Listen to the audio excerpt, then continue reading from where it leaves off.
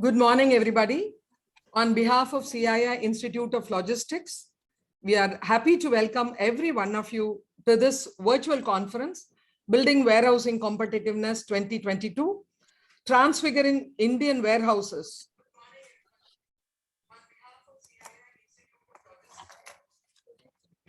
Request Mr. A.M. Vishwanathan to chair the inaugural session.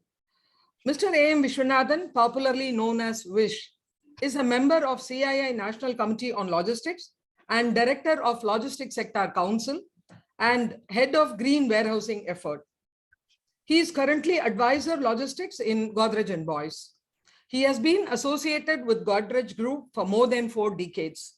He is basically a mechanical engineer from College of Engineering, Guindy, with a postgraduate diploma in business management from XLRA, Jamshedpur. May I request Mr. Vishwanathan to take over? Thank you. Thank you, Banu. Thank you for the kind introduction. Good morning, everybody. Good morning and welcome to this virtual conference. Distinguished speakers, ladies and gentlemen, thank you for joining in. We've titled this conference, this edition of Building Warehouse Competitiveness as Transfiguring Indian Warehouses. A very interesting title, and I'm sure you'll hear more about it going forward. But the focus is clearly on developing both a sustainable and a world-class warehousing infrastructure. We have an absolutely packed session a day for you, interesting panelists, interesting subjects, and right from our inaugural session, we think we'll have a strong content-backed day going forward. Let me, it's an honor and a pleasure to welcome the panelists to this inaugural session.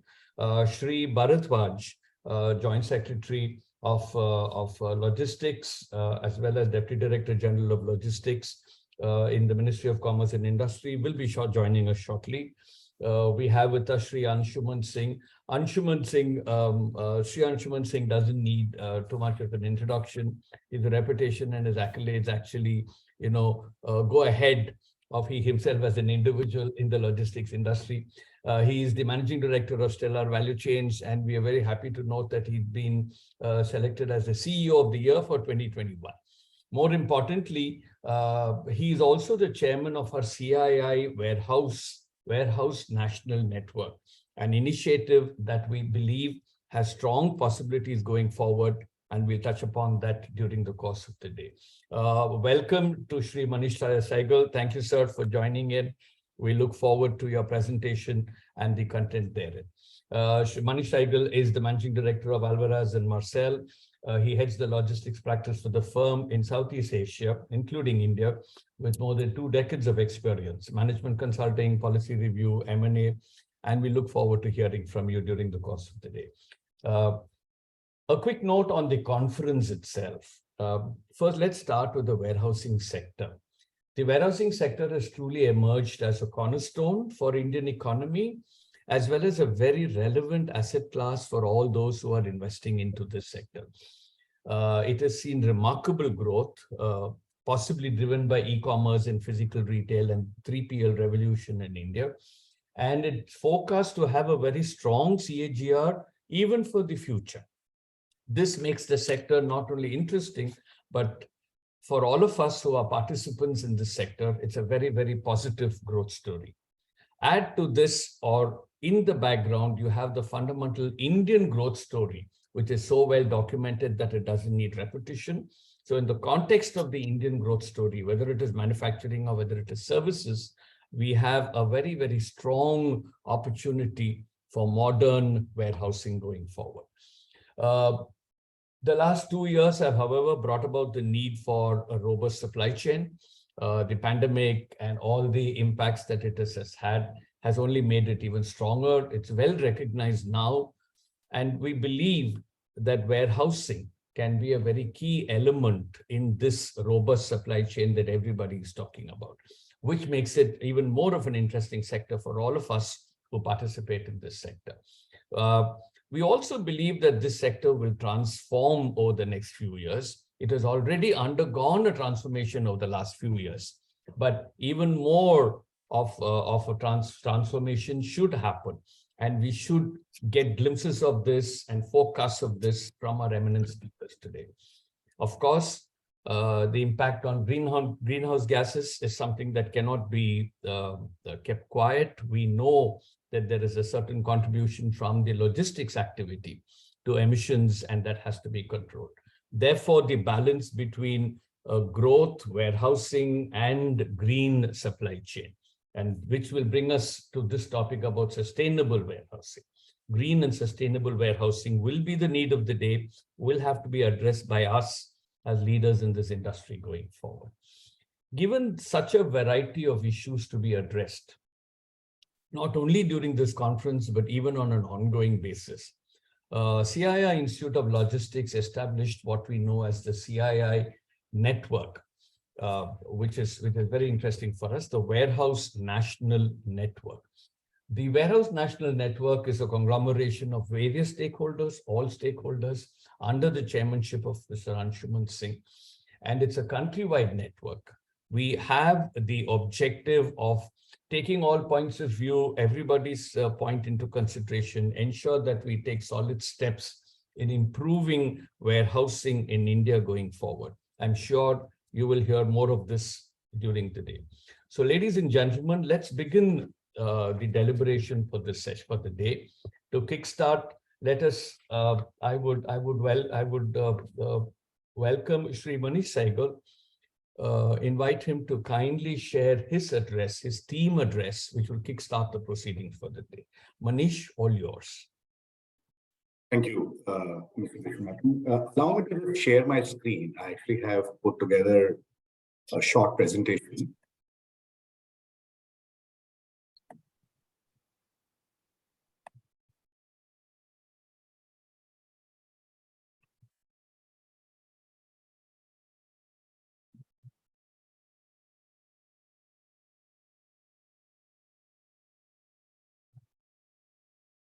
Good morning, everyone.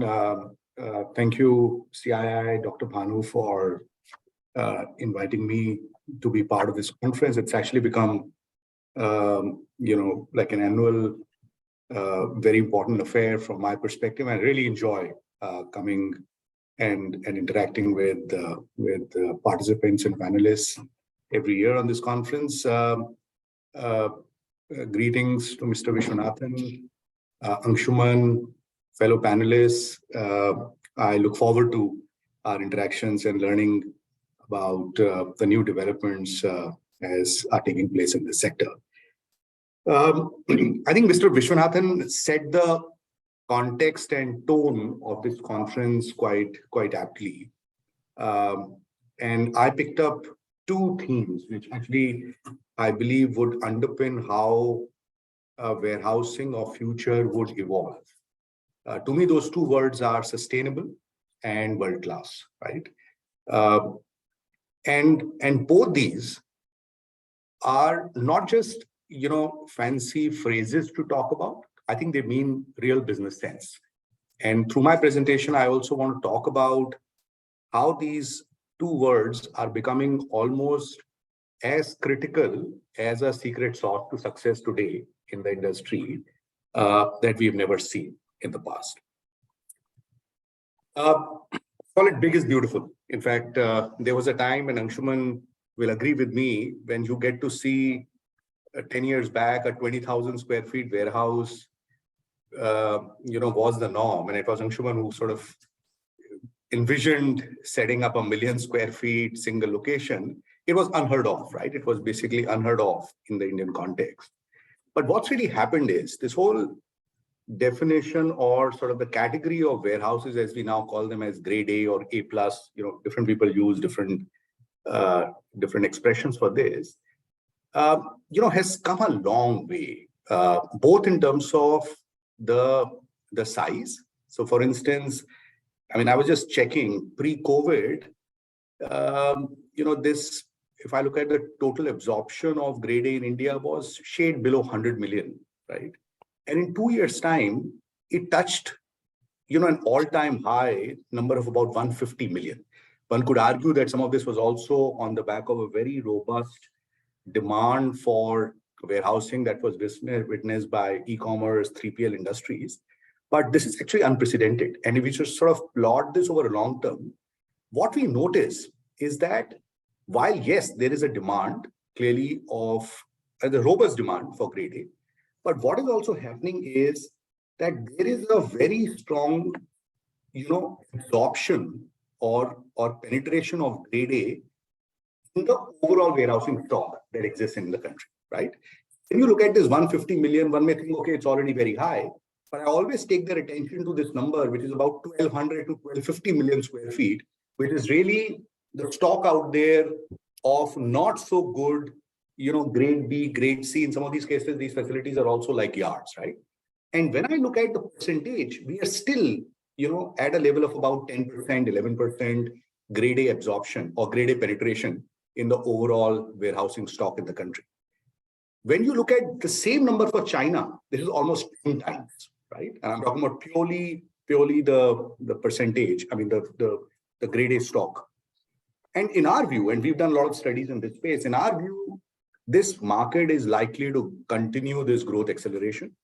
We believe, in the next 5 years, we will see this industry possibly touch about a 400 million square feet of top grade A quality warehousing.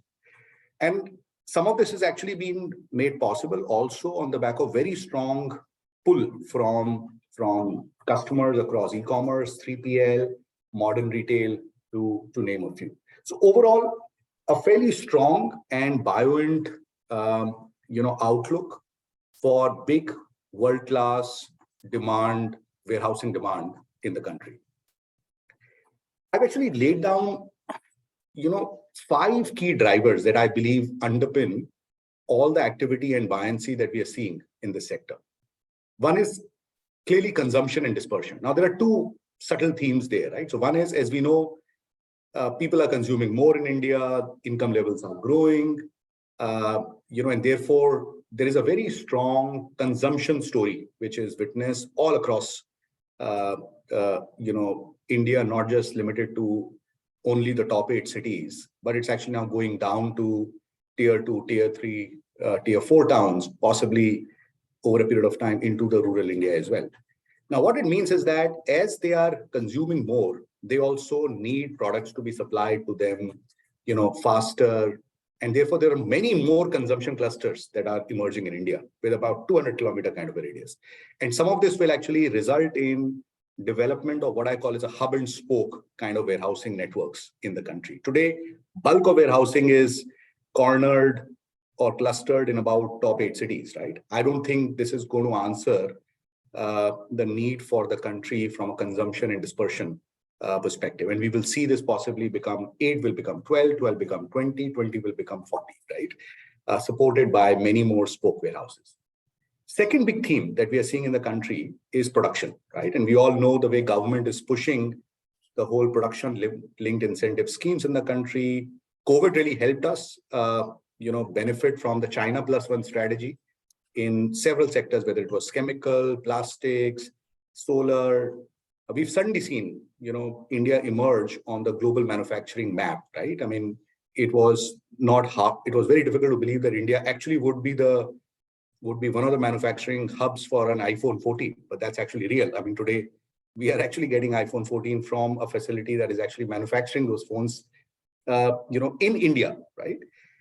So as a result, what's also happening is that suddenly there is a lot of focus also shifting towards, providing storage distribution solutions for the production clusters. And good examples are, if you look at what happened in Pune as a market or Chakan as a market, it's about, most of the logistics park or the warehousing facilities. From a demand perspective, almost 60-70% of demand in this region comes from industrials, right? Not necessarily pure warehousing product. Same is the case in locations like Chennai, for instance. And in my view, this will only spread. You will see locations like Siliguri, Guwahati, emerge as locations where, you will see some of those, good quality storage and distribution infrastructure supporting production that is likely to happen there. Third theme is technology. And what really happens is that it's like a chicken and egg. Once you start developing larger warehouses, you also realize that you cannot man these warehouses without the right level of technology or mechanized solutions. And we've seen, the country evolve to higher levels of mechanization and technology solutions now, both on hardware side and on software side. Again, very few examples today, but I hope in the next 5 years, we will see more larger A+ kind of warehouses adopt and embrace higher level of technology and mechanization.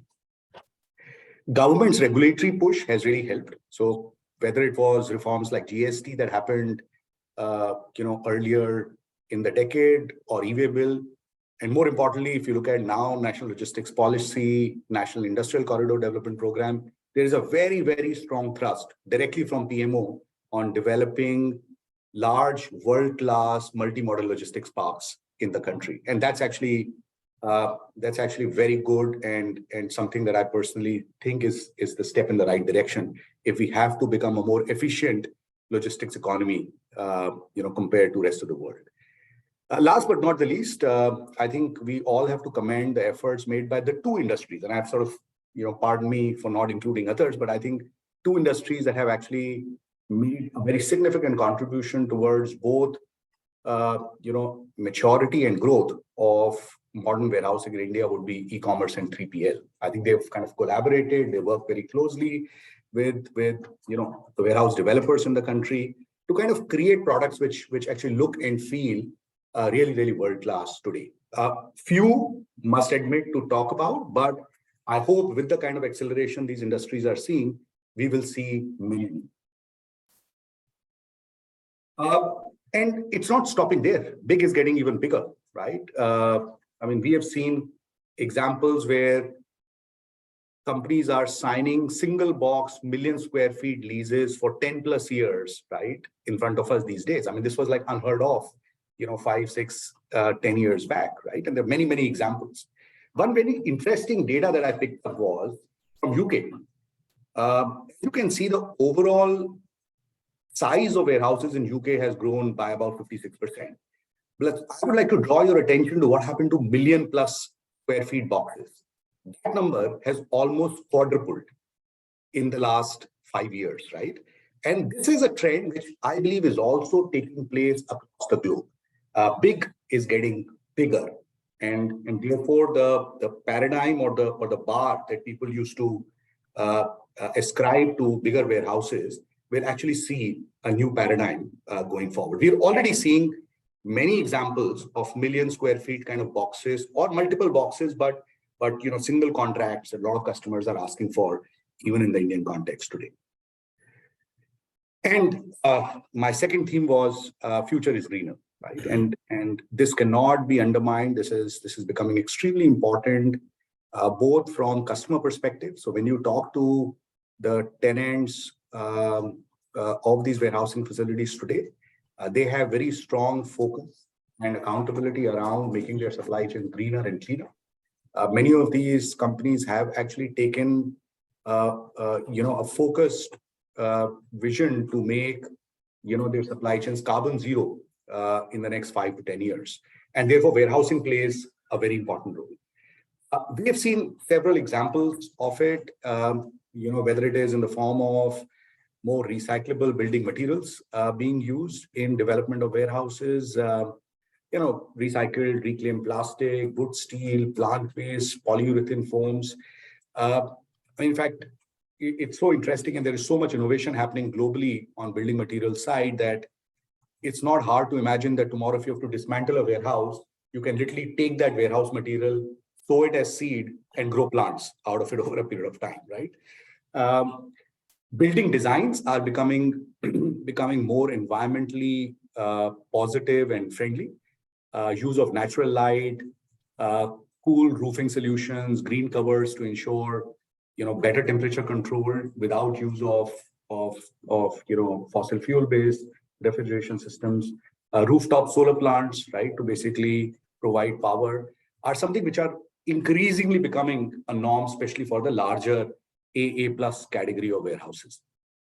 Tech innovation, the way it really helps us is that it kind of optimizes the use of manpower and overall energy in the operation of warehouses. And therefore, more conscious, larger customers are very particular about using more tech in those warehouses. And last but not the least, how do we optimize the utilization of resources, rainwater harvesting, recycling facilities, non-evaporating cooling systems. I mean, I'm not an expert, but this is something that I keep picking up through my conversations. And there are a whole lot of certification and rating systems that have come in place. What's important is that there is a business case. Today, a good LEED certified or an IGBC certified building can command a premium, from global customers, because many of these global customers are also looking for facilities that are actually environmentally compliant, right? And therefore, this is possibly going to be also commercially a must-have for the generation of developers who will actually place their bets on this sector. So with that, I would just want to conclude that, as we transfigure, as Dr. Vishwanathan said in his opening note, the warehousing opportunity in India, I believe world-class, larger warehouses, along with a deep and committed focus on sustainability would really be the key. Thank you, everyone. Thank you. Thank you, Manish. That was interesting. Thank you for that note of confidence that you exuded about the industry and its future, and the fact that you very succinctly put it across in two themes. One, that big is beautiful, and at the same time that future is green, and we have to, it will be commercially relevant to go green. The data was extremely interesting when you compared us to China, talked about the growth in grade A warehousing, talked about further development of the hub and spoke. When GST came in and we started seriously discussing hub and spoke in the country, and it has been developing over the last many years. And here you are saying that we will see more of it, to take care of consumption, dispersion as it goes along. It's very, very good for the industry going forward. The fact that Make in India will create its own demand patterns and its own need and pressure on the network. Also a very positive factor. The need for technology, yes, we will very quickly move within warehousing from pure storage efficiency to possibly to operational efficiency, in terms of accuracy or speed or taking care of our people and all the aspects that come into it, where technology can play a role. And as you mentioned, both on the hardware side and on the software side. Yes, 3PL and e-com have been our drivers over the last few years. We look forward to the two segments driving us to even higher levels over the next few years as well. Thank you so much. Thank you for all the inputs. Thank you, Manish. Let us go on to the second presentation of the inaugural session. May I invite Shri Anshuman Singh to give us his special address. Thank you, Vish. Thank you for the introduction. Good morning, Manish. Good morning, Dr. Bhanu. Really a pleasure sitting with you. And this is, as Manish said, this is an annual affair, and we love to be a part of this. Building warehousing competitiveness has been an annual affair. And when we look back now over the last 10 years, while we were spending those 10 years evolving the warehousing industry, it looked like very incremental developments. But when we look at the holistic picture over the last 10 years, the developments have been significant. The overall impact has actually been very, very significant. Manish was kind enough to say that I was a part of the transformative journey of India's warehousing, modern warehousing over the last 15 years. And 15 years ago, when I had built a company and was trying to revolutionize warehousing, taking my teams across every part of the world, when we visited all the modern warehouses in the world, believe me, I felt that we were at least 25 years behind the rest of the world. Now, in the last 2.5 years of COVID, we were not able to travel. But 3 months ago in June, I traveled to UK again. And Europe happens to be the country which is ahead of the rest of the world in terms of warehousing automation and technology, even today. While US has also evolved in terms of technology and automation, but UK has always been Europe has always been the pioneer in automation, especially because a lot of automation comes from Germany. When I visited some countries like Germany and UK this June, this summer, I realized that while we were 25 years behind the rest of the world 15 years ago, today we are only 5, 7, 8 years behind the rest of the world. We have caught up. We have caught up approximately 20 years in the last 15 years. So we are very, very almost there. It's almost like the telephone generation where we completely skipped the telephone and went ahead of the world in terms of mobile telephony. I think in warehousing also we have skipped the whole generation and we are catching up very, very fast. There is still a gap, but because I saw centers which had spent 150 million pounds in one single building. I mean, 150 million pounds in one single building is still some time away from India. I mean, 1,500 crores in a single warehouse spend is still some time away, but it's not very far away. I think it's 5, 7 years away. So I will break my talk into 2 or 3 parts. One on how warehousing competitiveness has increased over the years. So as Manish explained, it's 3PLs and e-commerce. I would say e-commerce would also include retail. So retail was a pioneer of modern warehousing in the rest of the world and in India because e-commerce wasn't even existent 15 years ago. So retail pioneered supply chain needs. E-commerce is nothing but online retail. So online retail took that further with leaps and bounds. 15 years ago, it was considered good that if you have too many SKUs, if you have a 50,000 or 100,000 SKUs inside a warehouse and you have to send it to many selling points in terms of eaches, not cartons. Case in, case out supply chain has already been mastered by the FMCG companies over the last 30, 40, 50 years. Case in, case out with 500 to 1,000 SKUs run by C&Fs is a very low cost, efficient supply chain mastered by FMCG. Over the years, even times have been reduced. FMCG companies are able to fulfill their distributor orders in a matter of a few hours. Orders come at night and can be serviced by the morning. So 10 hours time, 12-hour times, you can service all dealers in FMCG, 500 to 1,000 SKUs, case in, case out. That's a business very well settled, done by the CF, does not require modern warehousing, does not require too much of automation and technology.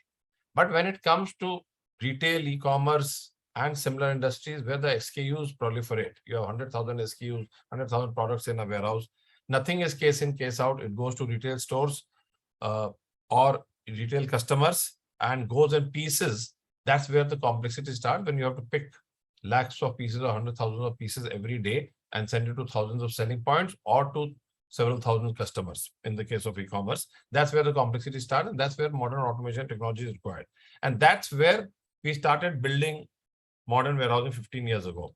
In these 15 years, the attempt was to reduce the stock points, to reduce the inventory levels, to save millions or billions of dollars for corporates in terms of inventory, to reduce markdowns, because more the number of stock points, especially in items like fashion and perishables, there are markdowns. I mean, stock gets stuck, fashion changes, season changes, fashion changes, and there will be markdowns. So the whole attempt, especially in case of fashion, footwear, etc., products, was to reduce the number of stock points, to work out of larger warehouses, to reduce the inventory levels, to improve, to reduce markdowns, to increase gross margins of corporates, and at the same time, make the goods available at the retail stores in the shortest possible time, all the time. And that led to the development of automation and technology, which we played a significant part in. And people like Manish have written a lot of reports on. And that's how it developed and it kept on developing. We reached a situation when fill rates in retail stores, when people used to measure truly, they were in the range of 50 to 60%. Then modern warehousing, modern supply chain, modern technology, WMS, put-to-light sortation system, cross-bill sortation system, conveyor system, inbound system, mini load systems, all those were introduced by us and brought the fill rates to almost like 99% levels. But this 99% level still had a timeline. It had a timeline that warehouses will process the goods in 24 hours. And then came e-commerce, especially in the last 5, 7, 8 years. And then 24 hours processing time for warehouses started looking like too long. The e-commerce sector started changing the whole customer expectation. They started saying that we'll do next day delivery. Now, next day delivery means warehouses can't take 24 hours to process. They have to process even in lesser time. So, of course, e-commerce companies invested disproportionately. They kept on increasing the number of warehouses inside a city. So any e-commerce company, if you look at it, they don't work, they're not optimizing inventory, they're not optimizing space. They are optimizing only customer satisfaction. So they kept on increasing. Then each of the e-commerce companies, you will see, for example, in Bombay, they would have 8 buildings, eight fulfillment centers. In Delhi, they would have 8 fulfillment centers for the same category of product. That is just to ensure that the time to service the customer is lower. So I had, in my earlier organization that I built, I had not done e-commerce. When I started this company 5 years ago, I approached the e-commerce company and I started doing e-commerce. The e-commerce company said, you are used to 24 hours. We want 6 hours. It actually, I was wondering whether we will be able to do it. So we took only 1. They wanted to give us 2, we took 1. And they also said that e-commerce, it has to be 100% fill rate. 99.99 is bad. And believe me, it took, even for me who had done a lot of work in this segment, it took me some time to digest that if you have, say, 20,000 orders in a day, why will you not miss 5-10 orders? That's hardly any percentage. I mean, at the 99.99 also, you will miss a few orders. And the e-commerce player said, no, it cannot be done. And then actually we work collaboratively with the e-commerce players, and we realized that e-commerce players are investing disproportionately on cost side just to make sure that it is 100% and it can be done. And even today, the e-commerce players are investing disproportionately. For example, if you see, if you place 5 items in an order, it will come separately, because inside the warehouse, the e-commerce company is divided into 5 different orders. And why is it being done? Because for the e-commerce company, they have decided that time is of essence, cost will come secondary. And why it is divided into 5 orders? So that the picking system inside the warehouse, one person is not spending time finding 5 items. There are 5 different orders. They are quickly picked. The timeline set for us was 6 hours by the e-commerce company, which gave us the work. In 6 months, they came back to us, said that order to dispatch should be 4 hours. Today, after 5-6 years of our collaborative work with the e-commerce companies, the order to dispatch time has now come down to an unbelievable 20 minutes. And believe me, it happens without a flaw. It happens 100%. We have never, ever failed an order, ever. And if you miss 20 minutes and you do it in 21 minutes, it's treated as a breach. It is called a breach. And breach means in e-commerce, heavens fall. In non-e-commerce, nothing happens. I mean, 20 minutes to 21 minutes, nothing happens. 24 hours to 25 hours, also nothing happens. E-commerce, 20 minutes become 21 minutes, heavens will fall. So e-commerce has actually taken the whole warehousing competitiveness to completely another level. And this will remain because it has now been tested for 5-6 years. It is now going to change. So obviously, when you order to e-commerce companies in the morning time, you get the goods by the evening time. And this is now well set. Now, are these costs sustainable? Each e-commerce company is building multiple buildings. Each e-commerce company is spending billions of dollars in packaging multiple items from the same order. Each e-commerce company is spending billions of dollars in delivering separate items when they have already come in the same order. I think that will also change over the next 5, 6, 7 years. That will change, because when in my June visit to Europe, I saw some e-commerce companies. For example, I can give you an example of a place called Derby in UK. It's exactly like Nagpur of India, exactly in the center of UK. All parts of UK are equidistant, almost equidistant from Derby. All the e-commerce companies have put up the centers in Derby. And each one of them has spent more than 100 million pounds on each of those facilities. And one of the companies which I saw, which is the second largest e-commerce player in the UK and is a profitable player, they had a 150 million pound investment facility. We saw that 35 items till up to 35 items from the same customer in a single order are being clubbed completely through automation. We saw that they have made sure that any part of UK is served from one single facility. So they don't have facilities in, for example, e-commerce companies in India have facilities in every city. In the large city, they have multiple facilities. That company, that one I visited, had only one e-commerce facility for the whole of UK, only single facility in Derby. They have spent 150 million pounds, but that facility is so brilliantly automated, such high level of technology, completely humanly independent. No person is touching anything anywhere. Orders are being clubbed up to 35 items into a single packet. And all orders received by 10:30 p.m. in the evening or on a single day will be delivered by 8 p.m. next day, any part of the Great Britain. And to make sure that the deliveries also happen, they don't miss out on delivery, they have acquired one of the last mile delivery companies also. And they've integrated it with the warehousing facility, with the fulfillment center facility, so that within the sort center is within the fulfillment center. And I see that going forward happening more and more. The sort centers which are outside the fulfillment center at some point of time will get clubbed. The fulfillment centers being created by e-commerce facilities will finally consolidate into larger facilities with a lot of automation. That will help in reduction of inventory, that will help in reduction of cost, and also finally help in making the e-commerce companies profitable. The time service level combination has already been well established by e-commerce companies. When order to dispatch time of 20 minutes is now the norm, and 100%, not Six Sigma. Six Sigma is an old concept, does not apply to e-commerce. E-commerce does not work on Six Sigma. If we were to work on Six Sigma, every month we would be missing out some orders, because the orders are several millions. So every day if you miss out some orders and you follow Six Sigma, actually in e-commerce heavens fall. So e-commerce has gone beyond Six Sigma in that sense. And that's where warehousing competitiveness is actually taking a completely new leap in the modern era. Another interesting change that I have been watching, and that is non-e-commerce sectors are also catching up. They have now, the non-e-commerce players are also finally end users. They also are end consumers of e-commerce sector and retail sector. And they are experiencing customer service of a different level.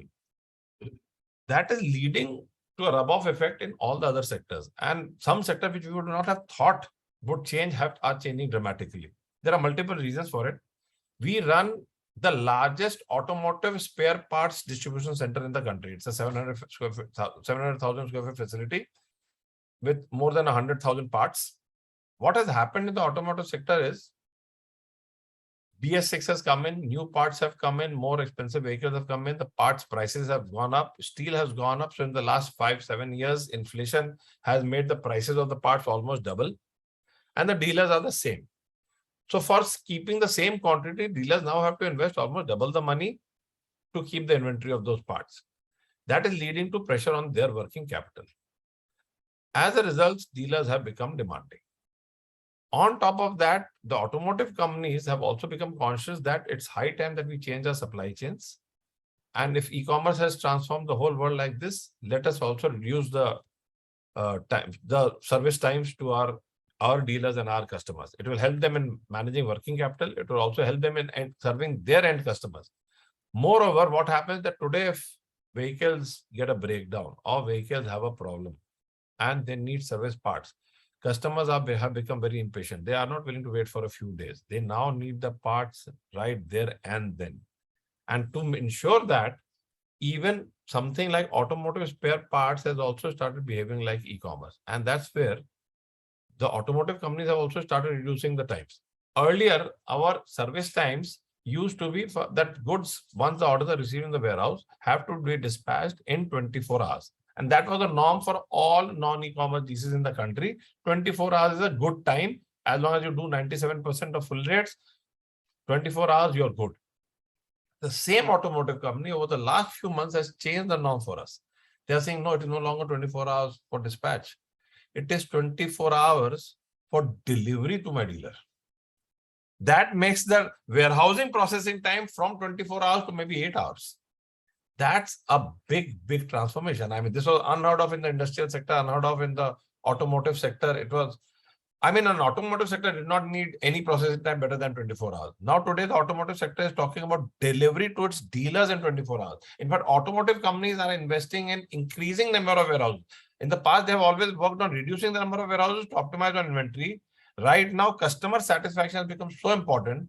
Managing the working capital of the dealers and the distributors has become so important that they're investing in increasing the number of warehouses, reducing the warehouse processing time from 24 hours to 8 hours to 6 hours. And they're now talking to us, can we do like e-commerce? Can order to dispatch be done in half an hour? Can we service our dealers the same day? Because the dealers have to manage well. The dealers are finally serving the end customers who may be running automotive vehicles, but who are now impatient. They want service as of now. The road side, which used to take the longer part, for example, warehousing process in 24 hours, but the road used to take 48 hours, 72 hours, 96 hours. The roadside has already improved. That part, whatever could have improved, has improved in the last 5-7 years. Whatever reduction in time could have been done there has already been done. A lot of experimentation has been done. Now the final competitiveness will come from the subject of our conference, building warehousing competitiveness. That is warehouse. The 24 hours to 12 hours to 8 hours is a real differentiator. The delight of the customer when he receives the goods in 48 hours versus the next day versus the same day is exponentially different. I mean, your delight when you receive the goods the same day compared to if you have received 2 days later is so very different that every single corporate is now working on changing the warehousing processes in a manner that you will be able to service the customer in much shorter times. It is also a big impact on the working capital because of inflation. All the prices have increased, and this change we are seeing across sectors. We have seen automotive, e-commerce is already redefined. We are seeing this in fashion. We are seeing this in footwear.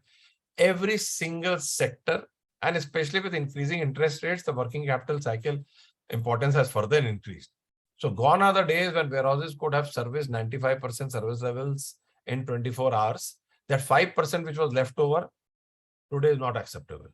The 24 hours today is not acceptable. So what we are going to see in the future is modern grade A warehousing with more and more technology and automation. Now each sector will evolve differently. E-commerce will evolve to a time when they will start investing 1,000 to 1,500 crores in each building, just like it has happened in Europe and the US.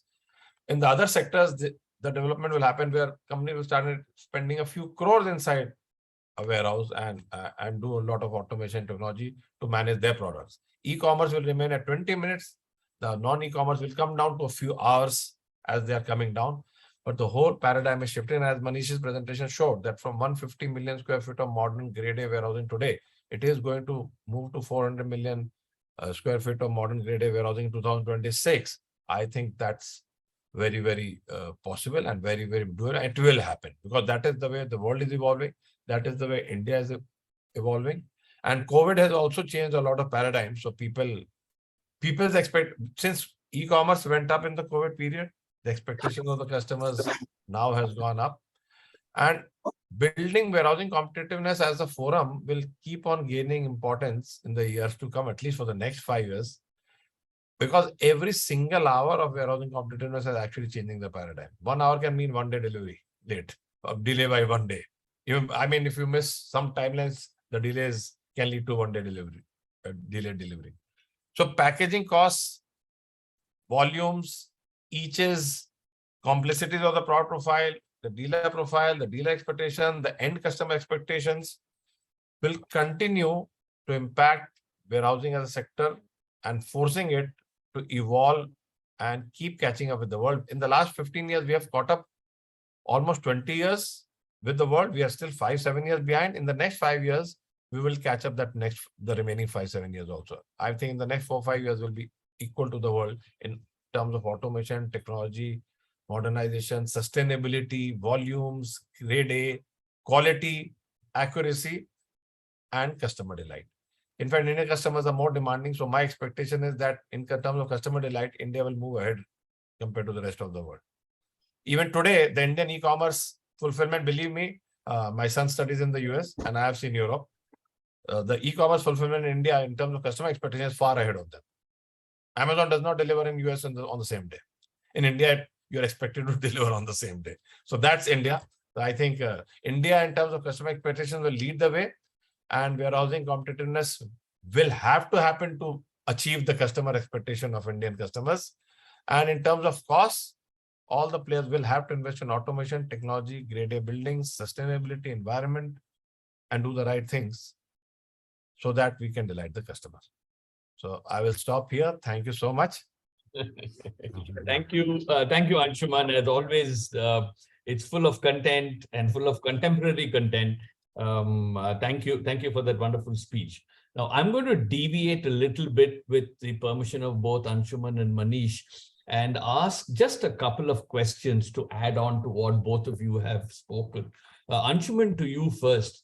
You talked about the fact that we've, let's say, modernized faster than we, and thereby reduced the lag between us and the developed world. And we now, yes, we still have 5 to 7 years to go, but we are fast catching up. And how, given the way delivery conditions and customer expectations are going up, it will really drive warehousing processes. The question to you is there an Indian way to automation as against what you see in Europe and in UK and the examples that you have quoted, where at the same time, we will have a workforce available, but we will utilize the workforce, but we have to ensure accuracy, speed, cost, time, and all the other factors of warehouse output. Do you see a different way of automation as against what you would see in Europe? Absolutely. Very interesting question, Vish. In fact, this is a subject on which I've been working for the last 20 years. So very, very important question. There'll completely always be an Indian way. It will never exactly replicate the European or the US way because the cost of workforce in India is still far, far lower than the rest of the world. The cost of automation and technology being implemented in Europe is just too high for Indian to make it for the product to absorb the cost. So there will always be a man and machine combination which will need to be created in terms of automation technology. The worldwide automation, the worldwide technology will have to be re-engineered and reconfigured. And we used to talk about value re-engineering. It is actually like technology and automation re-engineering configured to Indian conditions, where we create a man and machine model where we get the same benefits, but with a combination of man and machine at a much lower cost. And we are pretty good at it. And we have demonstrated that in the last 15 years. A lot of such models have been developed by us, including ourselves. And where we have got this, for example, put-to-light sortation that we implemented in India was a very re-engineered model of pick-by-light, put-by-light models in the rest of the world, where we were able to get the benefits. I mean, for example, just to put some numbers up, the kind of put-to-light system that we've seen in the world would have taken 20 crores of investment in a particular warehouse. We were able to do that at a 1.5 crores or 2 crores of investment. That is 1/10 of the investment, but exactly the same results. For example, the automation that I saw, 150 million pounds, that's 1,500 to 2,000 crores in a warehouse. In India, you will not need 1,500 to 2,000 crores of investment. You'll need an investment of 100 to 150 crores, maybe 200 crores in a warehouse, and combine it people, workforce, processes, systems to get the same result that you would get out of a 2,000 crore investment in the UK. So a 1/5 to a 1/7 kind of a technology on automation investment clubbed with a workforce. For example, the UK warehouse that I was talking about, an e-commerce company which delivers 24 hours anywhere in the UK, they are completely automated. There's absolutely no human intervention. And believe me, had they done anything less, the company would have shut down on e-commerce because Europe just did not have the workforce in the COVID period. Even today, Europe is struggling. Even the airports are struggling to have the workforce. Right. So had they not automated it, believe me, they wouldn't even have been able to run the facility. The fulfillment center would not have even run. They just didn't have the people. And Right. Brexit has further complicated the problem for them. So they need that kind of an automation just to run the business. For us, we have enough workforce available. And of course, in India, we want to make sure that the workforce is employed. So we really do not need to go overboard on technology and automation. We need to re-engineer the technology and automation and create a man and machine model to deliver the same results. Perfect. Perfect. Manish, let me take this thing about re-engineering the man-machine model. You have studied China. Similar to us in terms of availability of workforce, though their business models may be different. You've also compared the data between China and India. How do you think China automated? Have they automated? Are they automating? Is there low-cost automation in China, or is it a different path? What would be your inputs on that? Are there any lessons in that for us? First of all, I would completely agree with Anshuman ji, because frankly, the model for emerging economies, and I will come to China in the same breath, on automation have to take advantage of this this combination of man and machine, M2 as we call it, because we have the power of both, the number of people and also the skill sets, right? I mean, there are a lot of skill sets that for instance, technical skill sets that Manpower also brings to the table in India and China. Now, actually, China, to be fair, started it ahead of us. In fact, when you look at some of the, and I've actually visited some of the warehouses and especially assembly operations, like for instance, fulfillment, and even, you could even extend it to how they run even the larger assembly operations. For instance, Foxconn's facility for iPhone assembly, right? One thing which is very interesting, and if you sort of just take a bird's overview of that facility, you'll be surprised to see the number of people deployed there, right? I mean, we all sitting here think that it's impossible to run such large facilities with manpower. China has actually done it. China actually has found this perfect man and machine M2 model to handle facilities which are possibly 100 times in terms of scale compared to what we do in India, right? A good example is, again, I'm just saying a good example is, see how they do assembly operations for phones, right? It's like almost on a like-to-like basis, 100 times higher volume. And they have a lot of people deployed, and they have basically used automation where it matters. For instance, it's a great so skill set oriented stuff where, let's say, you have to do a little bit of sorting and again some checking assembly that's being actually done by people, but all the movement, some sort of piling, a lot of that which actually is where they have actually deployed mechanization, right? And when you sort of extend that to e-commerce, they've actually also innovated a lot of low-cost, automation around pick, we call it butler systems, right? Where again, man and machine complement each other, right? Yeah. So it's not that it's only machine that's doing it. They actually have a lot of manpower as well involved. And with that, what we have noticed, some of the larger facilities today are still operating at possibly like a 15 to 20% lower cost per product or per part, right? That they are able to do compared to what we do in India. Keep in mind that the manpower cost on a like-to-like basis in China is about 25% higher, 20 to 25% higher than in India. And still, with the right combination of getting man and machine right, they're able to bring the total cost of this operation down. Interesting. Just to add to that, Vish, there is one more reason why a man and machine model is important for India. Leave the technology part aside, that's a variable which has to keep on improving every year. But the automation part, the more automation you do inside a fulfillment center or a warehouse or a distribution center, automation actually brings in rigidity. Automation brings in inflexibility. And the customer behavior is continuously changing. So one of the facilities which I had visited in 2008, and I was actually blown away. It was a super high-end facility for fashion with garment on hangers, and they were doing 400,000 garments a day. And that was actually, that distribution center was one of my motivations to set up Mihan later on. 400,000 garments in a day with such a high level of automation.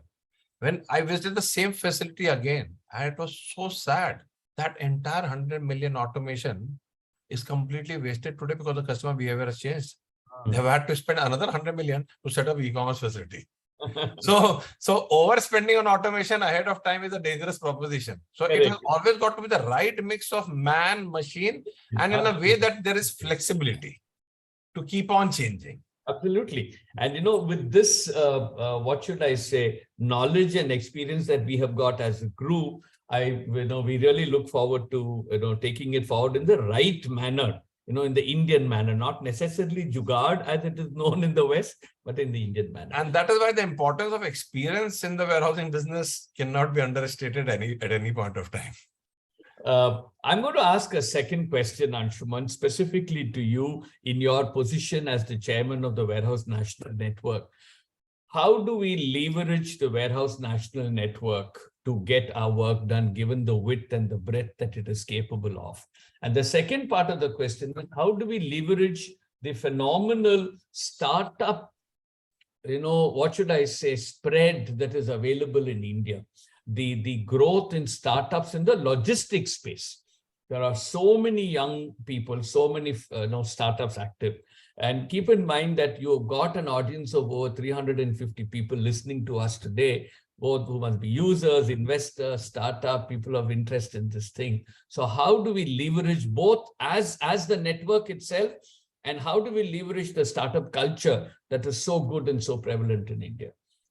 So the CII Warehousing National Network, which was set up recently, it has a long way to go.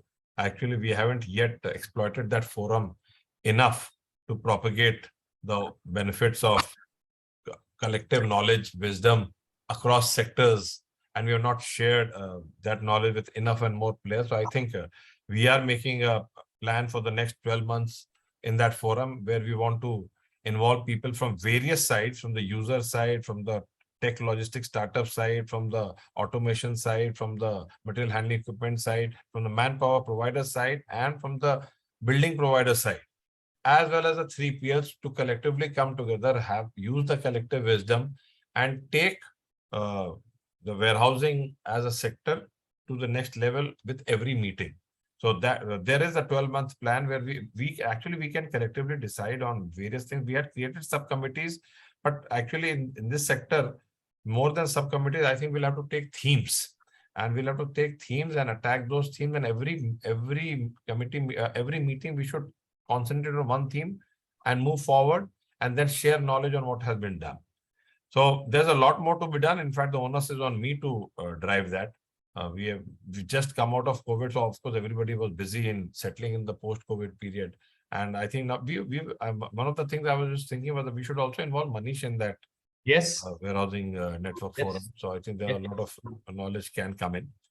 In terms of the logistics startup, of course, warehousing per se is not a startup business by default, and you won't see across the world, you won't see startups setting up 3PL companies. There are no 3PL startups in the world, neither in India nor in the world. It's not a startup business by default because of the nature of the business itself. No corporate largely gives their entire...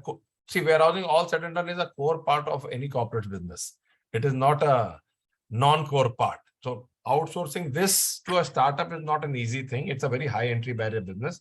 But what startups can do in this sector is in terms of technology, in terms of automation, in terms of sustainability initiatives, in terms of infrastructure inside the warehouses, in terms of the buildings, because there are a lot of parts which make a fulfillment center or a distribution center.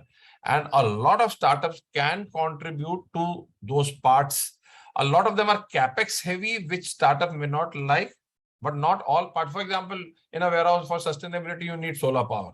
I mean, solar power is a very capex sensitive, but there are large solar renewable energy companies now which are interested in investing in warehousing buildings for solar power. So we also need to incorporate them as a part of the CII, the WNN. I intend to introduce invite some of the renewable power companies to see what they can help us do in terms of sustainability for our warehousing. But in terms of technology, in terms of processes, in terms of systems inside the warehouses related to different products, in terms of WMS, automation, put to light, conveyor systems, inbound systems, outbound system, a lot of startup ecosystem can help and should be involved in this. And I think we should combine the startup system and the CII-WNN together, so to create magic out of it. And I think you have just triggered my mind, so I think I'll put it in my next agenda. Very good. Let me tickle a little bit then of Manish's mind. Manish, yes, this startup culture in India is very strong and it's beautiful, and you see so much of it happening in the logistics world. Are you working with them? Have you had any activity around? Yes, they will need support to grow, they will need support to go to market, they'll need a lot of support to really become effective. What thoughts can you weigh in on this?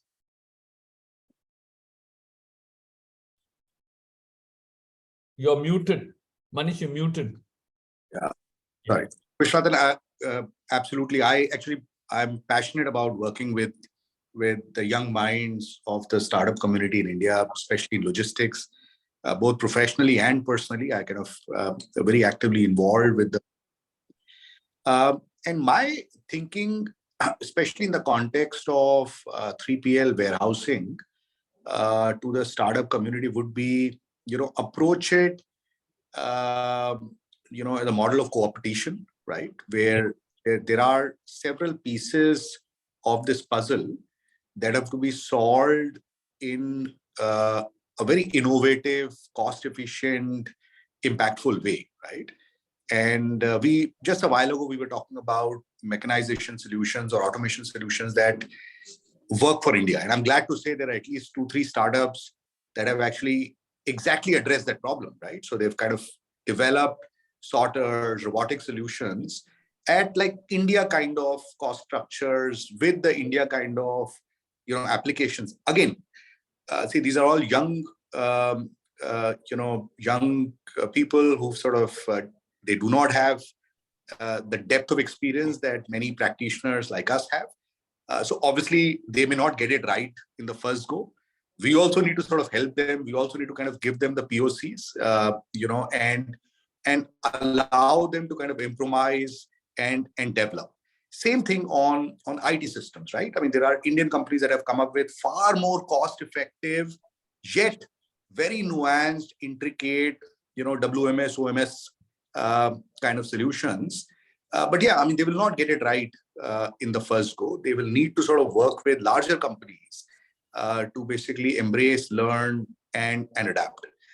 So I personally think, at least in 3PL and warehousing space, the future has to kind of embrace startups in the manner of developing a cooperative environment. Good part again is that there is funding available behind some of these startups. So we can also sort of channelize that resource, which is capital, which is backing these startups to then put to use. But we have to give them POCs. We have to give them those specific problem statements or use cases to develop something which is really what addresses the requirement of industry. And personally, I've been doing it. I mean, in fact, I mentor many of these startups where they come with, a product or a prototype, and I then, tell them based on my experience, how it has to be altered, modified, connect them with companies like Anshuman's to basically get them a proof of concept so that they also learn. We have done well over a period of time. Yeah. Yes, it's a fantastic world actually, and thank you so much. Ladies and gentlemen, I must excuse or I must mention that Shri Bharatwaj, our Joint Secretary and Deputy Director, has not been able to join us today due to a sudden personal bereavement. He excused himself from joining this panel. But I must thank the two of you, Anshuman and Manish, for fantastic inputs and a fantastic conversation on very, very relevant topics. Something that a lot of us in this industry and listening to this, I'm sure, will want to take it forward. Thank you so much for a wonderful session. It's all about efficiency and competitiveness at the same time. And moving into warehouse processes and ensuring warehouse outputs are the same, meeting customer requirements which are eminently changing every day. Thank you for bringing so many points to light, and it's been a wonderful session. Let me take a little word to talk about the rest of the day. We have 3 wonderful sessions lined up. Evolution of Grade A warehousing, which Anshuman touched upon, is a whole session coming up next.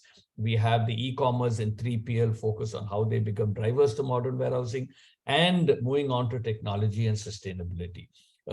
We wish everybody a wonderful day today, and we look forward to your participation in this conference. We will take a short break till 11:30. And Banu, 11:30, we will connect back for the next session. Would that be correct? Yes. Thank you. Yes. Thank you, Banu. Thank you, Manish. Thank you, Anshuman. It's always great to have a conversation with both of you. Thank you very much. Thank Thank you. you so much. Thank you. so much. Thank you. Bye-bye.